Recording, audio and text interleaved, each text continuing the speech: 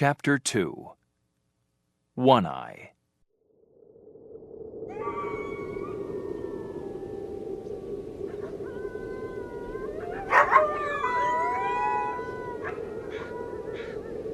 The red she-wolf was the first to run away from the man near the fire. Then the rest of the pack followed. A large young gray wolf ran at the front, next to the she-wolf, and an old wolf with only one eye ran on the other side of her. Both of them wanted to make the red she-wolf their mate, and they showed their teeth and growled at one another. The hungry pack ran for the rest of that day, and all through the night. And they were still running across that dead white world the next day. Then they found the moose. It was a large animal, and it was alone. Here was meat and life. The fight began immediately, and it was wild and terrible. Fangs bit into the legs and sides of the moose. But the large animal killed 4 of the wolves, breaking open their heads with his great feet. At last he fell to the ground, and the she-wolf bit into his neck. The other wolves were quick to follow. They started to pull his body open and eat him before he was fully dead. Their stomachs full, the pack rested and slept for the rest of that day. Next morning, the she-wolf, the young gray wolf, and One-Eye took half the pack down to the Mackenzie River and across the country to the east. But slowly, in he-wolf and she-wolf pairs, the wolves went their different ways.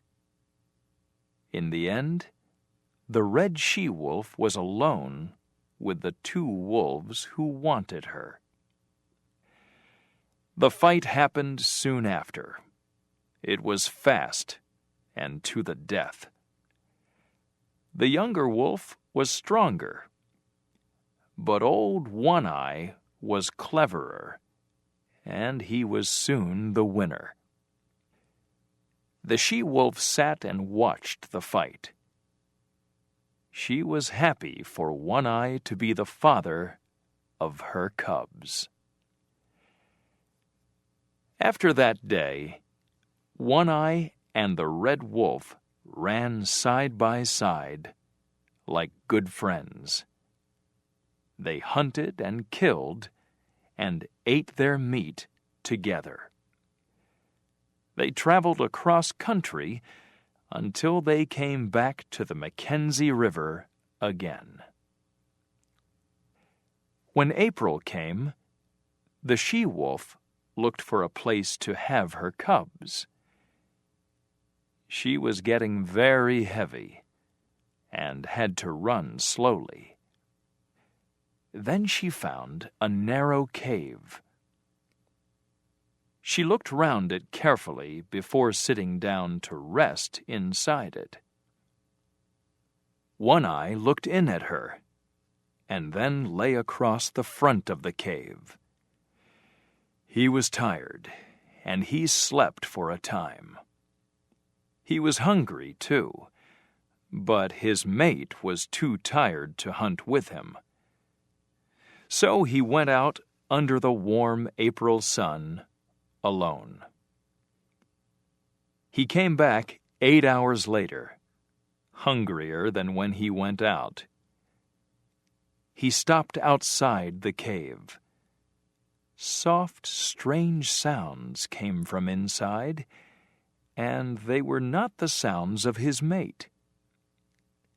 When he looked in, he saw 5 small cubs with their mother. He tried to go into the cave, but the she-wolf growled and showed her teeth, so he went away again. 4 of the cubs had red hair, like the she-wolf, but 1 was gray, like One-Eye. This cub was also the strongest, but like most animals in the wild, he soon learned what being very hungry was like. Every day, One-Eye went out to hunt.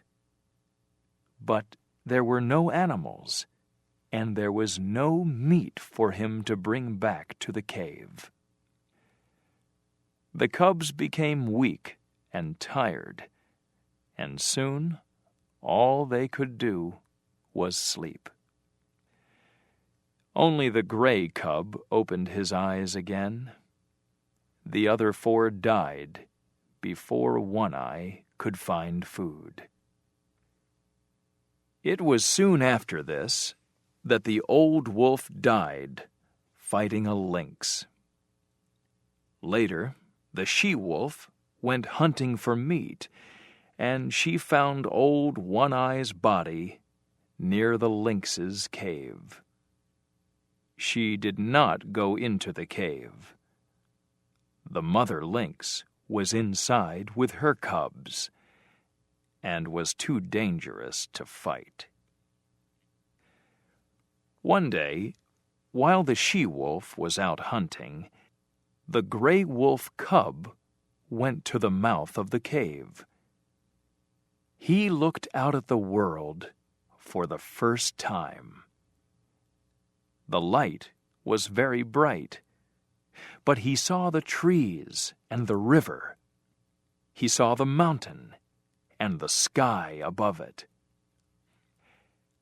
At first, he was afraid, and the hairs on his back stood up.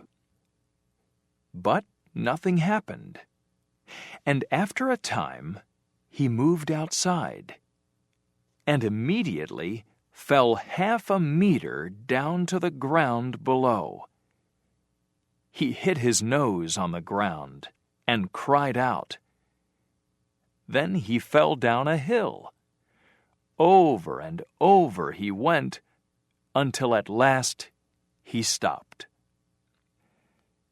For a minute or two, the gray cub was afraid to move. He sat and looked around him. Then he got up and began walking. He walked into things or fell over them, and he hurt his feet on stones and his head on trees. He came to a stream and looked into the water. But when he put his foot on it, it was cold, and his foot went through it. Then he heard a cry and saw a small yellow animal under his foot. It was a young weasel. The weasel tried to run away, but the little gray cub turned it over with his paw. Suddenly, the mother weasel came to help her child. She attacked, and the cub felt her teeth on his neck. He tried to pull away, but the mother weasel was very strong. She held on to him. Blood came from the cub's neck. He started to feel very ill. Then there was a noise, and the she-wolf came running from the trees. At once, the weasel left the cub to attack the she-wolf. It was a big mistake. The she-wolf was much stronger than the weasel, and a minute later, the mother weasel lay dead on the ground. The little gray cub ran to his mother, and she cleaned the blood from his neck with her mouth. Then the two of them ate the dead weasel before they went back to the cave to sleep.